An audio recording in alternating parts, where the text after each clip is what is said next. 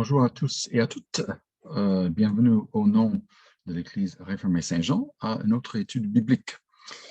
Cette fois-ci, c'est mon plaisir d'explorer avec vous le livre de Job. Il se peut bien sûr que vous n'avez pas lu dernièrement ce livre et c'est facile à comprendre pourquoi les gens peuvent justement éviter un livre si long. Qui a l'air répétitif, surtout si nous pensons aux conversations longues et difficiles qu'ont les amis de Job et Job. C'est bien sûr aussi dans le contexte de l'Ancien Testament, donc ce n'est pas le plus facile d'aborder, comparé par exemple aux épîtres de Paul. Donc, plusieurs raisons peuvent nous empêcher de prendre ce livre entre les mains et l'étudier patiemment. Donc, j'aimerais vous aider avec cela, puisque, premièrement, il s'agit d'une partie de la parole de Dieu, et alors ce livre est important pour tout chrétienne. Et plus précisément, le message de ce livre est jusqu'à un certain point unique dans le canon biblique. Puisqu'il traite spécifiquement et en détail la question de la souffrance.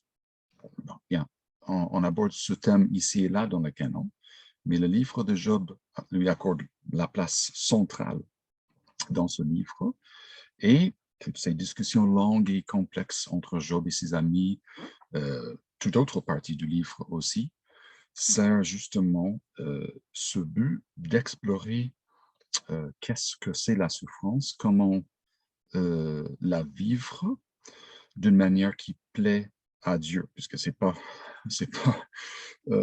pris pour acquis que tout le monde va répondre comme il faut, comme c'est bien à la souffrance.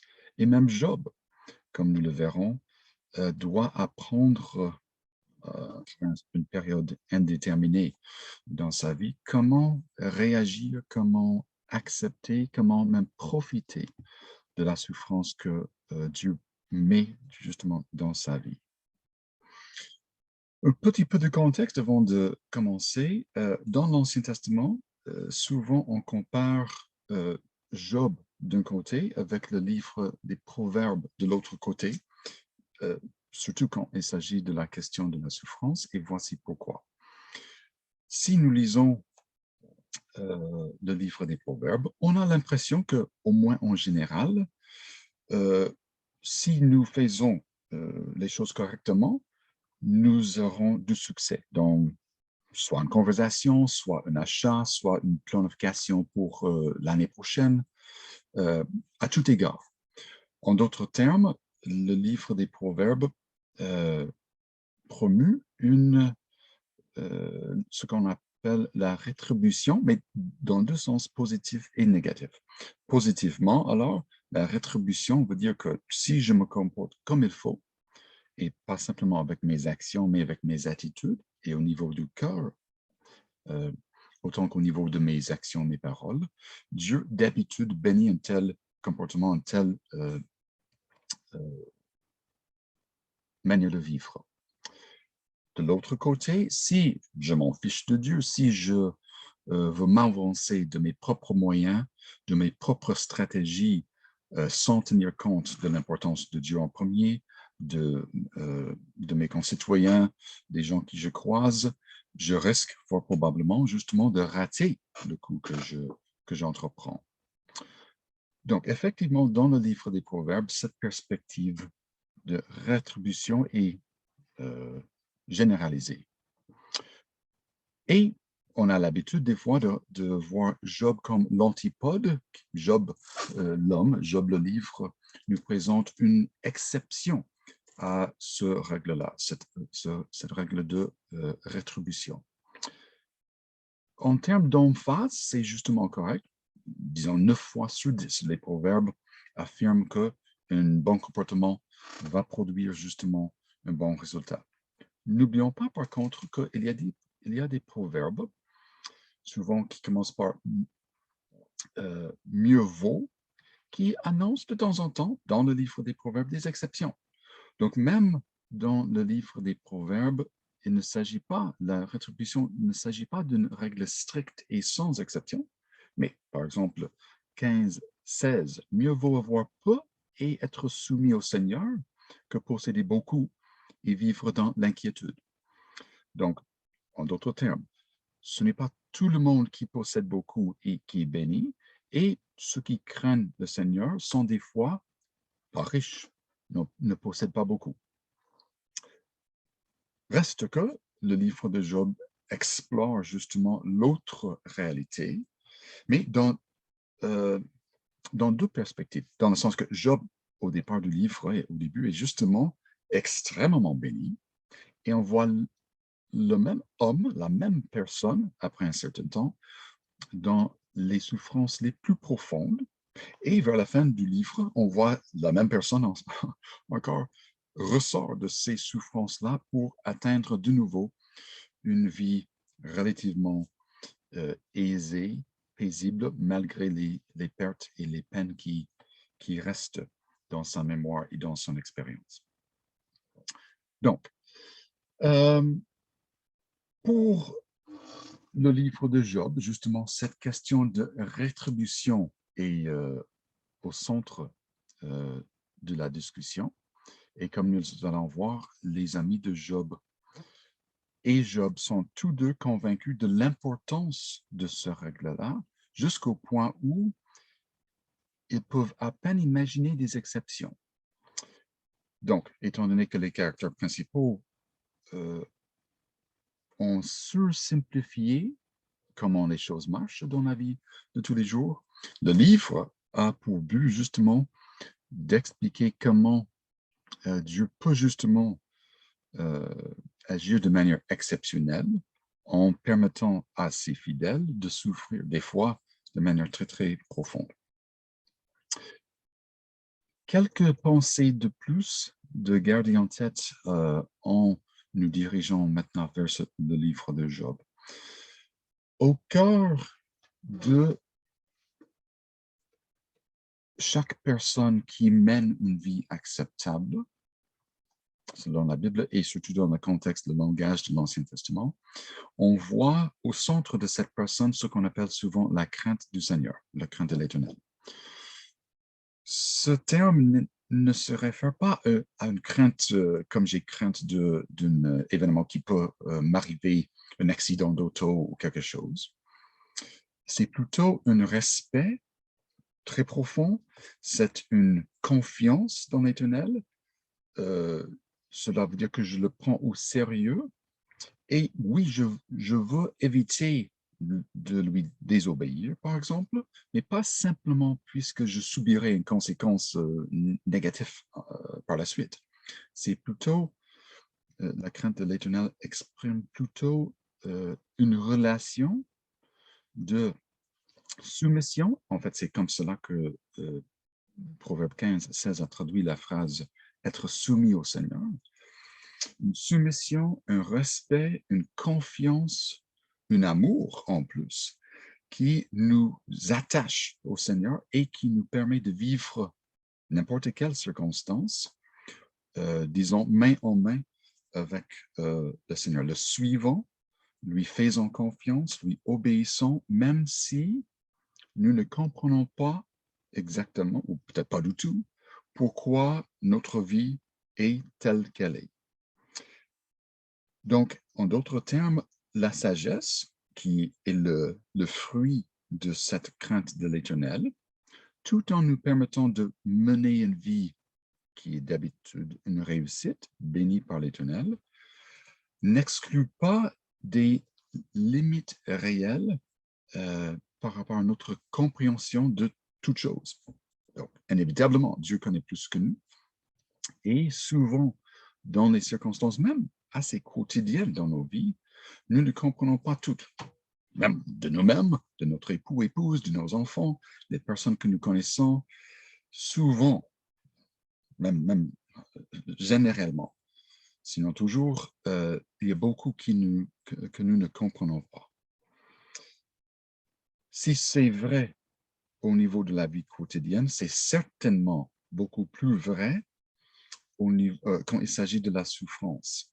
Et justement, une partie de ce que le livre de Job veut nous apprendre, c'est que nous devons accepter, on n'a pas le choix de toute manière, mais nous devons accepter de bon gré, avec humilité, ces limites à notre connaissance, les limites de notre compréhension des circonstances dans lesquelles nous vivons. Et surtout, quand il s'agit de la souffrance, c'est probablement la situation la plus difficile dans laquelle on peut accepter que nous ne comprenons pas, au moins pas tout de suite, pour quelle raison Dieu a permis un tel événement, une telle situation de marquer nos vies, comme le fait la souffrance. Donc, une crainte pour l'Éternel qui est la base, la racine d'une vie de respect, de soumission, d'amour, d'attachement, qui produit par la suite cette vie qui, oui, est sage, tant et aussi longtemps qu'on garde cet attachement au Seigneur en bonne santé. Et c'est drôlement le fait que nous acceptons nos limites, entre autres choses, qui nous permet justement de passer à travers des périodes difficiles avec la présence de Dieu, avec sa bénédiction, même dans la souffrance. Donc, dans quelques séances, nous allons explorer le livre de Job ensemble et une dernière séance va porter surtout sur la question de la souffrance spécifiquement et dans ce contexte-là, sans se limiter au livre de Job, mais plutôt on va explorer du point de vue chrétien général cette question de souffrance et ses dimensions théologiques. Mais avant d'y arriver, passons alors quelques temps avec le livre de Job. Je vous partage premièrement une structure du livre pour vous aider à suivre les discussions. Ce n'est pas super compliqué, mais effectivement, quelque chose de simple va nous aider à passer à travers ce livre assez compliqué. Donc, quelques commentaires. Le livre est entouré par une braquette narrative. Ça veut dire que l'auteur parle des événements, des personnages et ce qui leur arrive. Donc, les 2 premiers chapitres, nous rencontrons Job, sa famille et le début de ses souffrances. Entre les chapitres 3 et 42-6, effectivement, il s'agit des mots, beaucoup de mots. Donc, au chapitre 3, Job s'exprime pour la première fois suite à ses souffrances. Après un certain délai et l'arrivée de ses amis. Par la suite, les chapitres 4 à 27, Job et ses amis se parlent entre eux. J'en dirai plus dans un instant, mais disons qu'il y a des développements. Il ne s'agit pas d'une discussion calme et raisonnable autour d'une table, c'est plutôt quelque chose de plus mouvementé. Le chapitre 28 est une autre perspective, surtout vis-à-vis les discussions dans les chapitres 3 à 27. Donc, 28 est un point de recul et regarde tout ce qu'on a déjà dit d'un point de vue différent qui met le tout dans une certaine perspective. Après cela, Job, dans les chapitres 29 à 31, présente 3 discours. Un qui regarde vers le passé, comment était sa vie autrefois.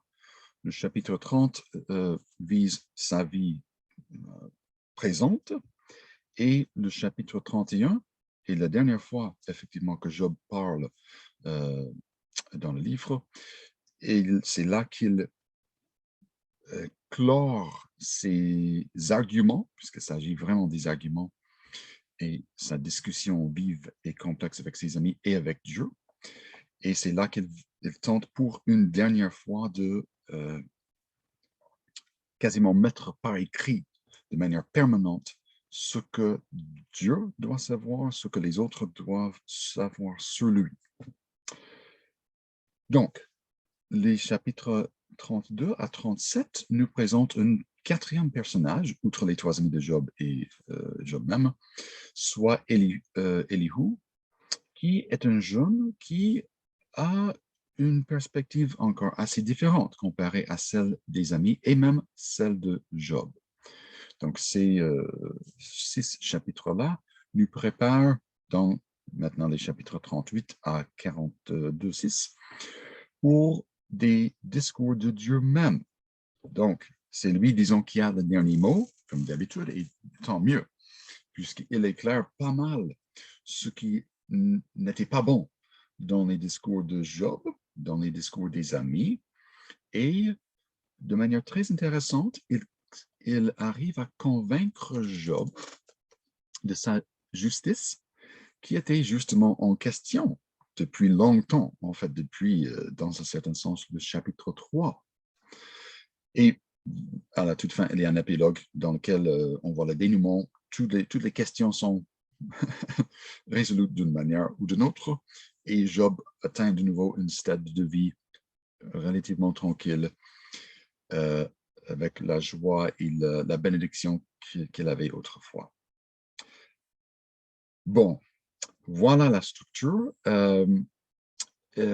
Avant de commencer notre exploration du livre, et nous allons aller assez vite à travers ce livre-là, étant donné sa taille, nous ne pouvons pas passer beaucoup de temps dans des versets individuels.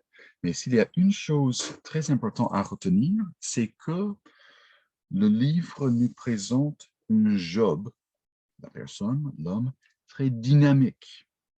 Il n'est pas la même personne tout au long du livre. Donc, pour présenter cette idée en bref pour l'instant, dans les chapitres 1 et 2, quand ces souffrances commencent, nous voyons un Job extrêmement pieux, très fidèle au Seigneur, démontrer justement à quel point son attachement à Dieu est fort et robuste.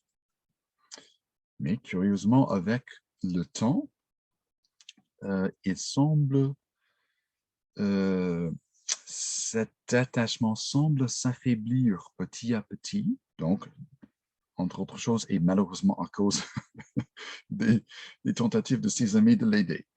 Donc, les chapitres 3 avec le monologue de Job et puis 4 à 27, nous voyons que Job commence avec le désir de simplement mourir, le chapitre 3 déjà, mais avec le temps, cette idée cède la place à son désir de se justifier ou d'être vindiqué auprès de Dieu.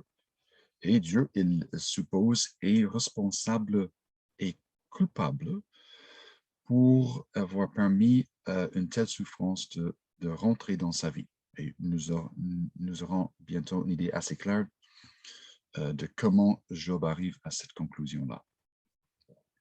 Et comme je l'ai dit, les chapitres 29, 30 et 31, Job, dans d'autres monologues, affirme cette position-là, qu'il est innocent, que Dieu est coupable, et la seule manière de résoudre son problème est justement pour Dieu d'admettre qu'il a tort.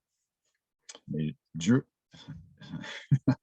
évidemment, n'est pas convaincu des arguments de Job, donc il prend la parole dans les chapitres 38 à 41 et il convainc Job justement que les choses sont plus complexes que Job ne le pensait. Donc, l'idée d'un Job dynamique qui change avec le temps, change avec les circonstances, qui, admettons-le, sont extrêmement difficiles pour lui. Donc, nous devons avoir de la sympathie pour Job, d'un côté, sans question, puisque j'espère qu'aucune de nous ne passera par de telles souffrances.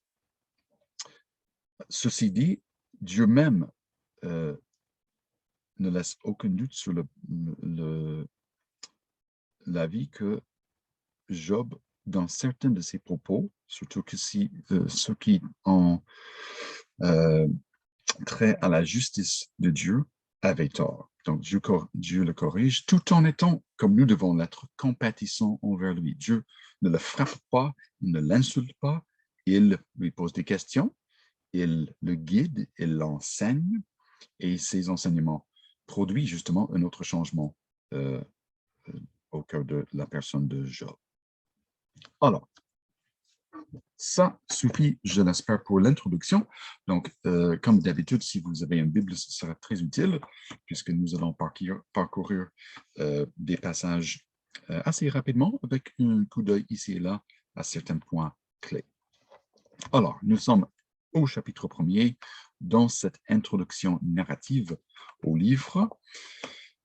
Quelques astuces pour la lecture des narratifs. L'auteur choisit toujours quoi raconter et doit laisser beaucoup de côté qui n'est pas aussi pertinent. Donc, ce que nous lisons prime sur d'autres choses qui auraient pu être dans l'arrière-plan, mais qui ne sont pas mentionnées. De même, quand le narrateur veut présenter de la manière la plus claire possible le caractère de quelqu'un, d'habitude, il laisse la personne parler. Donc, nous allons voir que Job parle au moment clé dans ces deux chapitres-là et que le narrateur évalue explicitement ce que Job dit. Donc, les paroles de Job sont déjà importantes dans le premier chapitre. Elles restent importantes tout au long de ses monologues et ses discours avec ses amis. Et Dieu prend au sérieux les paroles de Job puisqu'elles répondent à ses arguments plus tard dans le livre. Alors, le narrateur nous dit certaines choses assez brèves sur Job qui sont tout de même importantes. Il y avait dans le pays d'Ouz, on n'a aucune idée en passant où est ce pays-là, probablement au sud de Canaan, mais il y a plusieurs possibilités au nord de Canaan, au sud de Canaan. Heureusement, le lieu précis n'a aucun effet sur le message du livre, donc nous pouvons nous contenter de cette manque d'informations. Bon, cet homme, et voici la première description qui est définitive de l'homme, au moins à l'heure actuelle. Cet homme était intègre et droit, il craignait Dieu et s'écartait du mal. Donc, ces quatre caractéristiques constituent effectivement une description extrêmement positive que nous ne trouvons nulle part ailleurs dans l'Ancien Testament. Donc, cela ne veut pas dire que Job était parfait, mais c'est clair quand même qu'il était exceptionnellement pieux, ou pour reprendre les mots du texte, intègre, obéissant, fidèle à Dieu.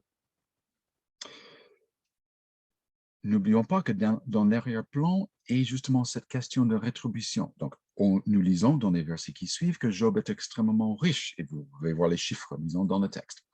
La question qui se pose derrière les versets alors est, bon, les biens de Job sont-ils le fruit, le résultat direct mécanique de son obéissance, ou peuvent-on avoir la piété sans la bénédiction, ou les richesses sans la piété? Cette question est toujours dans l'arrière-plan ici, et bientôt les amis et Job vont la discuter ouvertement.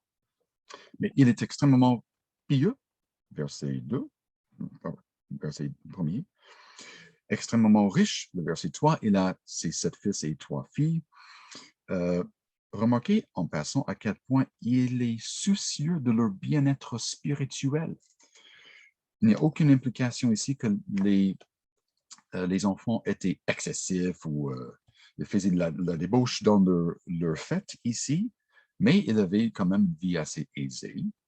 Et suite à ces fêtes, chacune pour son anniversaire, Job, au cas où qu'ils auraient fait quelque chose qui déplaisait à Dieu, les sanctifiait et il offrait des sacrifices pour eux, comme nous le disons au verset 5. Job envoyait chercher ses fils et les sanctifier, puis il se levait de bon matin et offrait pour chacun d'eux un holocauste, car Job disait, donc nous savons un peu comment il pensait et à quel point il prenait au sérieux d'un côté la sainteté de Dieu et de l'autre côté son amour pour ses enfants. Peut-être mes fils ont-ils péché et ont-ils maudit Dieu dans leur cœur.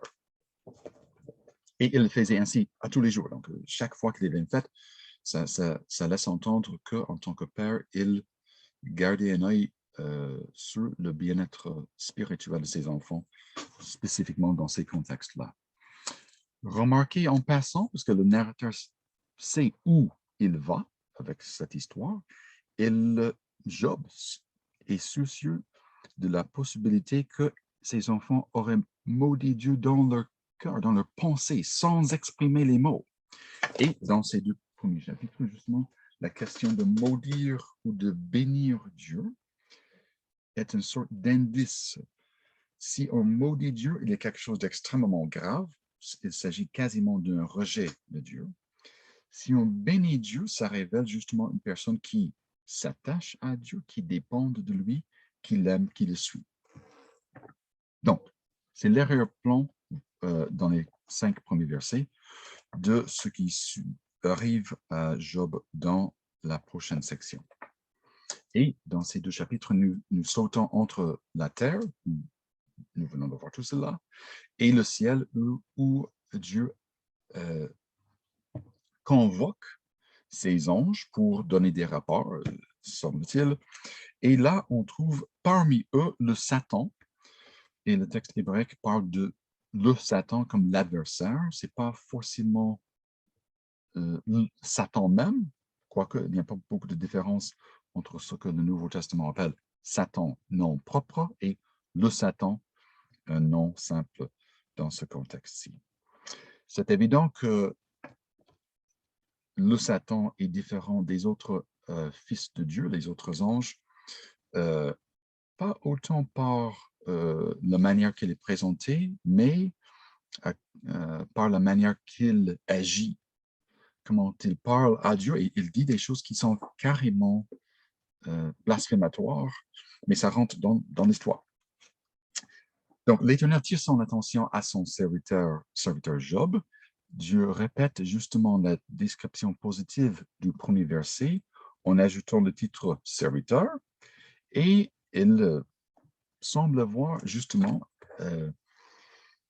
un plan en tête dans lequel le Satan va embarquer sans être conscient pleinement de ce plan. Donc, je me répète pour que ça soit clair. Dieu étant omniscient, entre autres choses, et la perfection même, la sagesse même, va accomplir quelque chose dans la vie de Job qui va bénéficier Job et tous ceux qui lisent justement ce livre éventuellement. En d'autres termes, Dieu va agir d'une certaine manière dans la vie de Job pour le faire souffrir sans punir Job aucunement. Et il permet au Satan de justement réaliser ces circonstances dans la vie de Job. Donc, il attire l'attention du Satan vers Job pour que le Satan suggère premièrement que, au lieu d'être un homme qui craint Dieu et qui est droit, tel que Dieu vient de dire, le Satan suggère plutôt que Job est fidèle à Dieu tout simplement puisque Dieu lui bénit.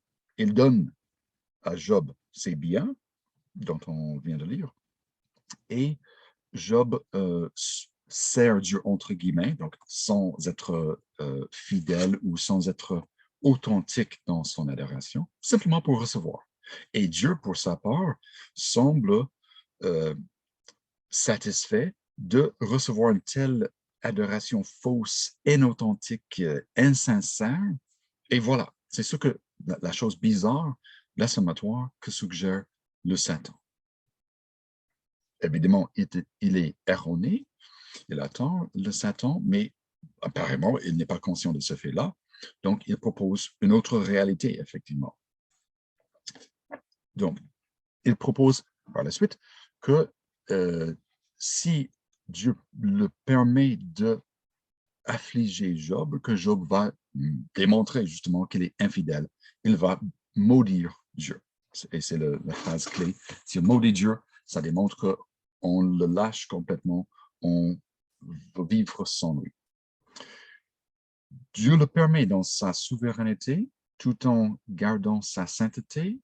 Il permet au Satan, à à la Satan de justement affliger Job. La manière de laquelle il fait est justement sans aucune, de la part de Satan maintenant, aucune miséricorde et de manière brutale. Évidemment, sans regarder en détail, nous avons 4 événements qui arrivent le même jour dans la vie de Job. Il perd la plupart de ses biens, la plupart de ses serviteurs, et en 4e, ses 10 enfants. Donc, c'est vraiment une journée dévastateur, complètement bouleversant dans la vie de Job. Et effectivement, pour souligner la manière que ces tragédies s'accumulent une après l'autre, chaque fois qu'un messager arrive pour raconter à Job ce qui vient d'arriver, j'étais là, et les serviteurs sont tués, les animaux sont pris par les rôdeurs. Le 12e messager arrive, interrompt le premier et raconte son histoire, le 3e, le 4e ensuite. Donc, dans l'espace de quelques heures, sinon quelques minutes, Job perd quasiment tous ses biens, toute sa richesse matérielle, les animaux, etc., la plupart de ses serviteurs et tous ses enfants. Chez les serviteurs, il y a un survivant des 3 situations et dans le 4e, c'est un serviteur qui vient lui dire que les 10 enfants, sans aucune exception, sont morts quand la maison s'écroule suite à une tempête. Bon. Ici, nous arrivons à un point extrêmement clé dans l'histoire de Job, évidemment. Sachant comment l'auteur l'a décrit au début du livre, la question qui se pose est justement, bon, va-t-il bénir Dieu ou maudire Dieu? En passant dans le texte hébraïque, pour éviter même la semblance de quelque chose de blasphématoire, dans les traductions, nous voyons déjà le mot « maudire », mais on utilise l'euphémisme justement « bénir » à la place de « maudire » dans le texte hébraïque. Donc, l'auteur est très sensible à cet indice de respect pour Dieu, et c'est cette question maintenant que que les événements vont justement amener la réponse. Donc, nous sommes premier chapitre, verset 20. Alors, Job se leva, déchira son manteau et se rasa la tête, donc 2 gestes qui démontrent sa profonde tristesse. Se jetant par terre, il se prosterna. D'habitude, c'est un réflexe de soumission qui exprime l'infériorité de la personne qui le fait envers un autre. Mais ce qui est encore plus clair vis-à-vis ce geste de se jeter par terre est justement ce qu'il dit au verset 21, qui est honnêtement, si on imagine même pendant quelques minutes, quelques secondes, l'état émotionnel de Job suite à ces nouvelles qui sont au-delà de tristes et terribles, sa réponse est quasiment incroyable. La seule exception, la seule faille dans cette logique est justement, il est déjà, dès le premier verset, un homme exceptionnel. Donc, nous pouvons quand même espérer qu'il va tenir bon. Et justement, c'est ce que nous voyons. Il dit, « Nu, je suis sorti du sein de ma mère, et nu, j'y retournerai. L'Éternel a donné, et l'Éternel a ôté, que le nom de l'Éternel soit béni. » Donc, entre autres choses, remarquez que Job constate que Dieu est dans un certain sens responsable. Il ne le culpabilise pas, mais c'est une autre manière d'exprimer justement cette complexité en termes de responsabilité que nous voyons dans l'histoire avec la Satan et Dieu. Dieu donne la permission, mais c'est le Satan qui justement produit ces circonstances dans le livre de Job et les personnes qui s'attaquent à ses biens. Mais Job est si confiant, si convaincu, si certain que Dieu est bon et juste et fiable, que dans ces circonstances terribles, il peut bénir son nom tout en affirmant que Dieu est celui qui a permis que les choses soient ainsi. Donc, petite parenthèse, si nous pouvons souffrir, même dans des circonstances bien plus faciles, avec une telle fidélité, un tel calme d'esprit, basé sur notre connaissance de qui Dieu est, à quel point il est fidèle et bon, notre témoignage dans l'Église, parmi les chrétiens et envers le monde sera justement extrêmement convaincant et valable. Remarquez pour clore cette section que le narrateur affirme explicitement que ce que Job vient de dire est correct, sans faute, sans problème. 22, en tout cela, Job ne pécha pas et n'attribua rien de scandaleux à Dieu. Donc le narrateur, en disant cela et en présentant tant de souffrances, les paroles de Job et une évaluation très positive de ces paroles nous prépare, nous guide dans notre interprétation, notre évaluation de Job et l'interprétation du livre à évaluer les choses de la même manière. Pour être plus bref, la 12e épisode, disons, voit de nouveau les fils de Dieu se présenter devant l'Éternel. Il dirige de nouveau l'attention du Satan vers Job et imaginons que la première tentative n'avait aucune importance, le Satan semble l'oublier et il présente un deuxième test. Oui, peut-être j'avais tort, mais ce qui importe est justement, c'est encore vrai à mes yeux que Job te sert simplement à cause du fait qu'il est confortable. Si tu enlèves sa santé, si tu le permets de souffrir physiquement, c'est sûr qu'il va te maudire. Dieu, de nouveau, souverainement, et tout en gardant sa sainteté, donne la permission à Satan d'affliger avec culpabilité, de manière malsaine, avec des motivations extrêmement corrompues, le pauvre Job. Donc, il le fait. Job commence à souffrir physiquement et très profondément, de manière très sensible. Et on le trouve par la suite au verset 7 et 8, en dehors certainement de sa maison, probablement en dehors de sa ville, plus ou moins tout seul. Plus tard, il nous raconte qu'elle était abandonnée tout seul, et en train de se gratter pour réduire un petit peu ses souffrances. Ajoutons à cela que sa femme suggère qu'au lieu de tenir ferme, demeurer ferme dans son intégrité, qui a trait à ses paroles encore, qu'il maudisse Dieu et meurt. Donc, il a maintenant une tentation directe de la personne la plus proche de maudire, de évaluer la situation de manière qui met Job au centre et sur la base de ses souffrances physiques maintenant, émotionnelles, suite aux événements du premier chapitre et la perte de ses enfants, de déclarer que Dieu n'est pas bon, n'est pas fiable, ne mérite pas son adoration et d'être fini. Et elle présume de mourir par la suite, mais laissons ce détail de côté.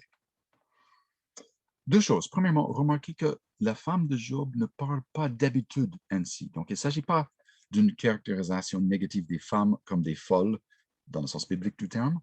Il lui dit, tu parles comme une femme insensée dans ces circonstances particulières, mais pas d'habitude. Donc, ce qu'elle vient de suggérer, en d'autres termes, n'est pas une bonne idée. Et il explique pourquoi. Quoi? Nous recevrions de Dieu le bien et nous ne recevrions pas aussi le mal. Donc, encore, Job affirme que Dieu a le droit, tout en étant juste, il ne offre aucune accusation.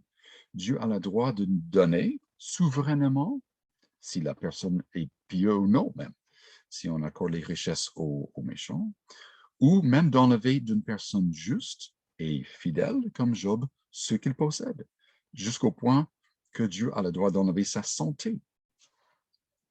Donc, à la fin du 2e chapitre, nous trouvons Job dans un tout autre état émotionnel, physique, même social, mais ce n'est pas aussi évident à ce point-ci.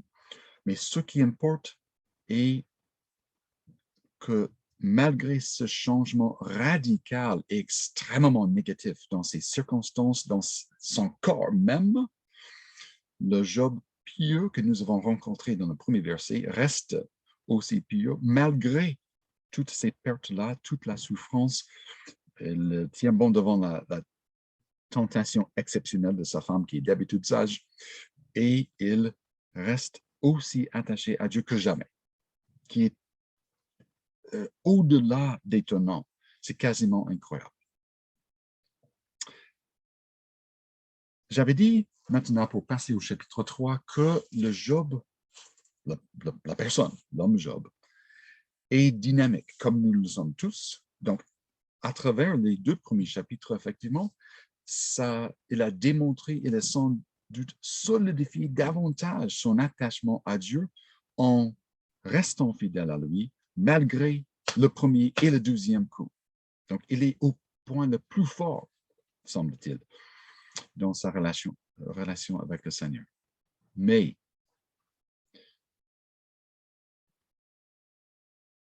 la seule donnée que nous avons qui explique en partie le changement qui se produit graduellement maintenant dans sa vie est que le temps passe. Ce n'est pas juste, évidemment, que le temps passe, mais avec le passage du temps, il semble que cette confiance que Job avait en Dieu, la fermeté, la tranquillité d'esprit, la soumission, commence à perdre un peu son éclat et graduellement perdre un peu de son pouvoir. Et avec le temps et à travers les discours avec les amis qui n'aident pas beaucoup, honnêtement, Job arrive éventuellement, comme je dis, au point où il est prêt à accuser Dieu de malfaisance à son égard, tout en affirmant son innocence. En passant, pour que tout soit clair, dans ce calcul de rétribution, les mauvais reçoivent ce qu'ils doivent suite à leurs mauvaises actions et les justes reçoivent ce qu'ils méritent à cause de leurs bonnes actions. C'est clair dans le chapitre 1 et 2 que les raisons pour lesquelles Job souffre n'a rien à voir avec un péché particulier qui serait la cause de ses souffrances ou que Dieu aurait puni maintenant. Donc, pour le dire autrement, nous avons affaire ici, à la fin du chapitre 2, c'est très clair, nous avons affaire avec un homme intègre qui n'est pas en train d'être puni pour un péché, et nous avons un Dieu juste qui permet à cet homme de souffrir. Donc, cette équation telle que présentée, une personne juste, pas parfaite, mais une personne qui, au cas de péché, va se repentir, offrir les sacrifices comme il faut dans l'Ancien Testament, et un Dieu qui est juste, cette équation-là n'existe pas ailleurs dans le Proche-Orient ancien. Ça semble bizarre peut-être à vos yeux ou anodine, mais effectivement, il y a beaucoup d'écrits dans le Proche-Orient ancien qui abordent le sujet de la souffrance. Mais sans exception, d'après mes connaissances en tout cas, il ne s'agit pas de la personne innocente qui souffre, mais de la personne ignorante qui souffre. Ignorante plus spécifiquement d'un péché que, à travers une longue période de souffrance et après avoir demandé à ce Dieu-ci et ce Dieu-là, un autre Dieu, ou un prêtre, un magicien, comment expliquer mes souffrances, on découvre vers la fin de l'histoire, peu importe laquelle, que c'était justement, mes sacrifices n'étaient pas acceptables, donc je m'excuse devant le Dieu, et voilà, la souffrance de la personne prend fin. Dans tous les textes du Proche-Orient ancien qui discutent la souffrance humaine, c'est clair que la personne est ignorante, mais pas innocente. Il se peut, en passant, que les dieux soient aussi fautifs. Dans certains cas, c'est clair qu'un dieu est simplement méchant et doit être affligé pour des raisons bêtes, le pauvre qui souffre. Mais pour revenir à Job, nous savons quelque chose en passant que les amis de Job ne savent pas et quelque chose que Job ne sait pas. Soit cette souffrance, Dieu l'a permis pour accomplir quelque chose dans la vie de Job qui sera évident seulement à travers le livre. Bon, nous arrivons maintenant au chapitre 3e, où dans deux mouvements, comme vous voyez dans la structure proposée tantôt, dans les versets 1 à 10, nous avons la réaction de Job à ses souffrances après un certain temps. Au moins 7 jours, comme nous dit le texte, ses amis se sont assis avec lui en silence pendant 7 jours, voyant à quel point il souffrait. Et cela leur a pris sans doute un certain temps de se rendre chez Job de leurs endroits différents. Mais après un certain temps, le chapitre 3 nous révèle que Job n'est plus exactement dans le même état d'esprit, état d'âme qu'il était dans les 2 premiers chapitres. Et ce n'est pas pour critiquer Job que je le dis, c'est simplement, puisqu'elle fait partie de l'histoire, et Dieu va travailler avec Job malgré sa faiblesse, tout comme il travaille avec nous, malgré nos faiblesses, tant et aussi longtemps que nous voulons recevoir de son aide, au lieu de croire que nous sommes capables de diriger nos vies nous-mêmes et de tenir bon sans son aide. Donc, le chapitre 3, dans les 10 premiers versets, vous verrez en lisant qu'il y a quelques échos du premier chapitre de la Genèse, en fait. Si on regarde, par exemple, qu'il soit ténèbres, et justement l'inversion complète que la lumière soit. On a affaire avec les étoiles, on a affaire avec la naissance, donc la reproduction humaine et la vie, telle que Dieu en discute à la fin du premier chapitre de la Genèse. On a affaire avec les saisons, l'année, le calendrier. Donc, plusieurs éléments dans sa malédiction nous fait penser à ce premier chapitre de la Bible. Pourquoi? Bon, abordons la question de l'autre direction. Job n'est pas satisfait de sa vie maintenant, étant donné la grande souffrance qui vient d'apparaître et qui le pèse lourd. Sa réaction était bien différente dans les 2 premiers chapitres. Maintenant, au 3e, nous voyons une autre réaction assez différente. Soit il veut que, si possible, et il est monothéiste, il ne croit pas en d'autres dieux que l'Éternel, mais si possible, il exprime au moins le désir, le souhait que, si possible, il soit effacé, pas simplement qu'il meure maintenant, mais que son existence au complet soit retirée du cosmos comme s'il n'aurait jamais existé. Donc, c'est pour ça qu'il doit toucher. Si on imagine que la vie de Job est une file dans un gros tableau que Dieu a fait lui-même, Dieu veut que ce fil soit retiré, enlevé et jeté pour que, justement, de manière rétroactive, sa souffrance soit éliminée et prenne fin. Mais c'est intéressant que la manière de laquelle il exprime ce désir a à faire justement avec la création du cosmos et la manière que Dieu le gère présentement dans sa vie. Dans le livre de Job, en fait, la création, donc l'acte même de créer tout ce qui existe et par la suite de le gouverner, gérer, diriger, est extrêmement important pour la théologie du livre.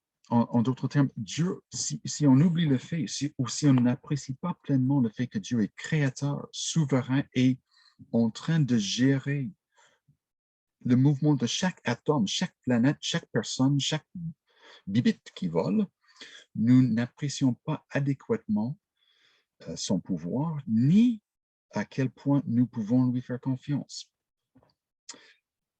Et justement, comme Dieu le montrera plus tard dans le livre, quand il a créé tout ce qui existe, il y a plusieurs sortes d'ordres. Donc, si nous pensons encore à Genèse 1, nous voyons que même la manière qu'on décrit la création est bien ordonnée avec les 7 jours. Donc, dans les 3 premiers jours, on crée les espaces et dans les 12e groupe de 3 jours, les jours 4, 5, 6, on remplit ces espaces-là avec les animaux, les êtres humains, l'eau, etc. Il y a aussi un ordre moral dans le premier chapitre de la Genèse et surtout dans les chapitres 2 et 3. Dans le jardin, il y a plusieurs arbres qui sont permis en termes de nourriture et un seul qui est interdit pour la même raison. Et Dieu veut justement que Adam et Ève démontrent leur fidélité, leur respect pour l'Éternel, leur crainte de Dieu en respectant cette interdiction et en jouissant justement de toutes les bonnes choses que Dieu a mises dans le jardin qui sont permises et sont à leur portée. Donc, pour revenir à Job, il est conscient du fait que sa vie fait partie d'un tableau excessivement grand, complexe, majestueux et beau, j'ajoute, mais pour l'instant, Job n'est pas en mesure de voir la beauté, au moins du fil qui est justement sa vie à lui. Il veut modifier ce tableau. Donc, je souligne ce fait puisque Dieu, au chapitre 38 à 41, quand il va convaincre Job de sa justice, il le fait en faisant référence exclusivement à son offre de création et son offre de providence ou de gestion, son règne dans le monde qu'il a créé. Rien d'autre. Il ne présente pas des arguments théologiques logicaux et avec toutes sortes de complexités. Il le montre des animaux, les nuages, l'océan, etc. Donc, pour le dire ainsi, Job, en voulant extraire, éliminer sa vie de ce tableau que Dieu lui-même a créé, touche à quelque chose d'extrêmement important. Dieu a choisi de créer, de le créer, qu'il a voulu que sa vie soit ainsi. Alors, l'idée de Job de modifier l'œuvre de Dieu est problématique du point de vue théologique, étant donné qu'il n'est pas l'auteur de sa vie, il n'est pas l'auteur de la création, et les deux sont inséparables. On ne peut pas concevoir une réalité séparée de ce que Dieu a créé. Donc, remarquez aussi, la première fois qu'on voit le mot dans le texte hébraïque, maudire même, on utilisait l'euphémisme barak, bénir pour le mot maudire jusqu'ici, mais heureusement, Job ne maudit pas Dieu tel que le Satan avait prétendu, mais disons, il prend un pas dans une direction malsaine quand même, puisque Job ouvrit la bouche et maudit le jour de sa naissance. Donc, c'est ce qu'il fait ici en prononçant une malédiction contre le fait qu'il existe tel qu'il est maintenant un homme souffrant. Donc, cette demande, cette requête touche aux étoiles et un peu partout dans le cosmos, puisqu'il fait partie intégrale du cosmos. Dans la deuxième partie du chapitre, il change de vitesse, comme on dit, pour justement lamenter sa situation. C'est tellement triste, et évidemment, elle est tellement triste, quoique, si nous comparons cette lamentation dans la dernière partie du chapitre 3 avec plusieurs psaumes, il y a plusieurs lamentations dans le psautier, comme vous le savez, il y a deux choses importantes qu'on voit dans les psaumes qui les rendent justement une manière normative acceptable, excellente de réagir à la souffrance et aux difficultés, qui manquent à l'appel dans la deuxième moitié du chapitre 3.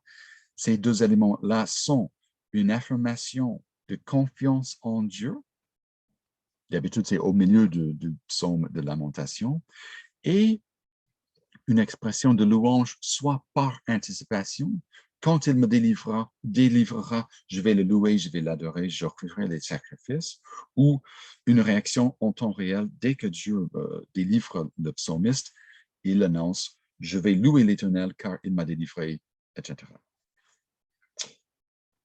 Donc, pensez bien à ces deux éléments-là, puisque une psaume de lamentation, alors, n'est pas quelque chose de désespéré, sans espoir.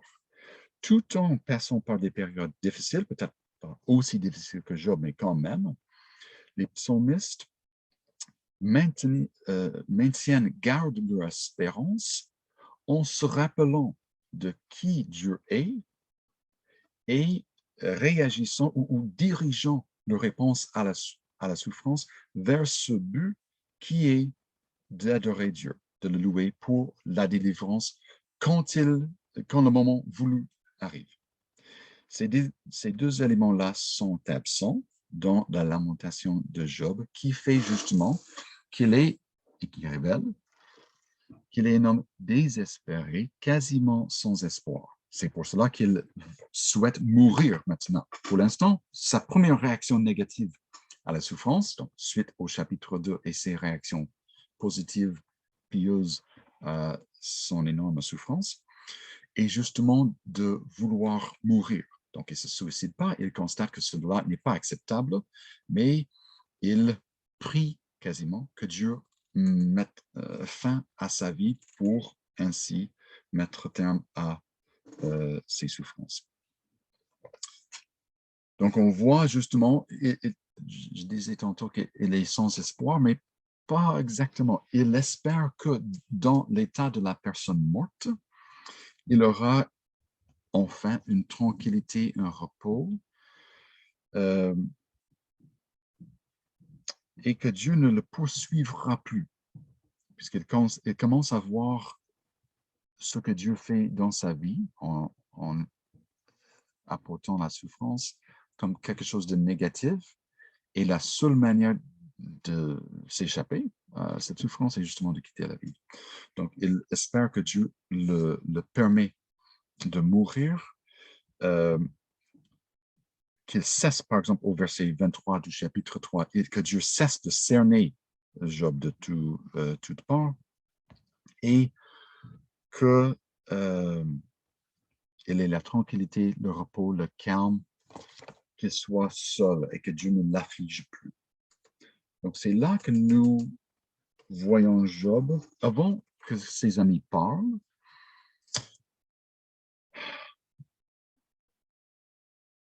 et l'auteur alors nous présente déjà Job dans deux états assez différents.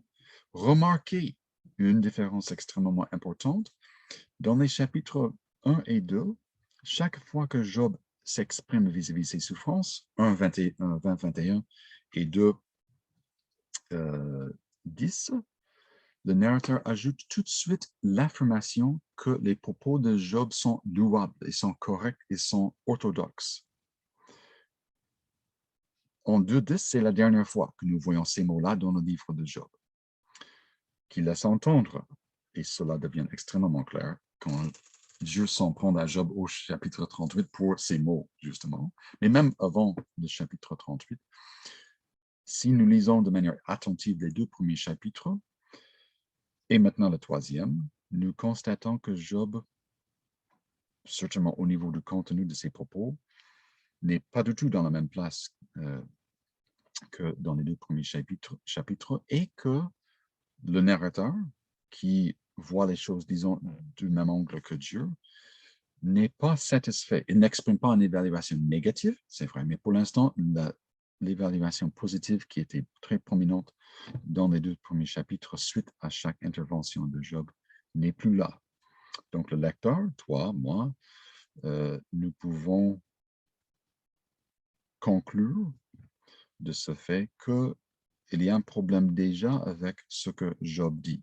C'est limité. On voit Job en train de commencer un déclin, mais comme la comparaison avec les psaumes de lamentation laisse entendre, c'est pas si grave pour l'instant. Donc, on enlève la confiance, on enlève l'engagement de louer Dieu suite à la délivrance, c'est pas bon, mais c'est pas la fin du monde, théologiquement parlant, on peut dire. Et plus tard dans le livre, comme je l'ai dit, Job va exprimer, va développer des positions de plus en plus radicales, de plus en plus problématiques à l'égard de Dieu, jusqu'à ce que Dieu intervienne pour clarifier la situation et corriger Job. Donc, pour conclure cette première séance, il est extrêmement important de comprendre le rôle de la crainte de l'Éternel, c'est la phrase clé, mais les attitudes, les engagements, les croyances, l'attachement qu'exprime et que résume cette phrase. Avec une telle crainte, nous pouvons passer par n'importe quelle souffrance, mais il faut la maintenir, il faut la nourrir, il faut la fortifier, puisque une crainte de l'Éternel affaiblie ou en mauvaise santé ne protégera pas des difficultés. Et ça, c'est juste une raison pragmatique et de maintenir en bonne santé. Une relation avec Dieu est extrêmement précieuse et doit être protégée de tous côtés pour plein de raisons. Dans la première est justement que Dieu la mérite et c'est pour notre bien. Donc nous sommes, pour revenir un peu à Job, créés à son image pour jouir de sa bonté envers nous, sa fidélité, sa générosité, et de garder ses caractéristiques, ses attributs devant nos yeux quand la vie est plus difficile. Et sinon, les conséquences seront graves si nous pouvons nous encourager, nous fortifier en restant près de Dieu. La souffrance, sans laisser entendre aucunement que la souffrance sera facile, nous pouvons apprendre justement de cette souffrance sur nous-mêmes, sur Dieu, sur le monde, sur plein de choses, de sorte que nous pouvons bénéficier de cette souffrance et sortir, ou au moins continuer de plus en plus fort ou forte, de plus en plus utile comme témoin, comme enfant de Dieu, qui peut justement raconter à quel point Dieu nous est suffisant comme le Créateur, comme le Rédempteur et comme celui qui va justement dans son temps nous délivrer pas simplement de nos souffrances physiques, mais même du péché ultimement et pleinement en nous accueillant dans sa présence. Donc, dans la prochaine séance, nous allons écouter pendant un certain temps les propos de Job et ses amis, leur discours pendant plusieurs chapitres, avant d'écouter d'autres personnages et Dieu même vers la fin du livre. Donc, jusqu'à là, je vous souhaite une vie avec le Seigneur intime, transformatrice, satisfaisante, qui croît et qui vous donne de la joie dans vos vies quotidiennes.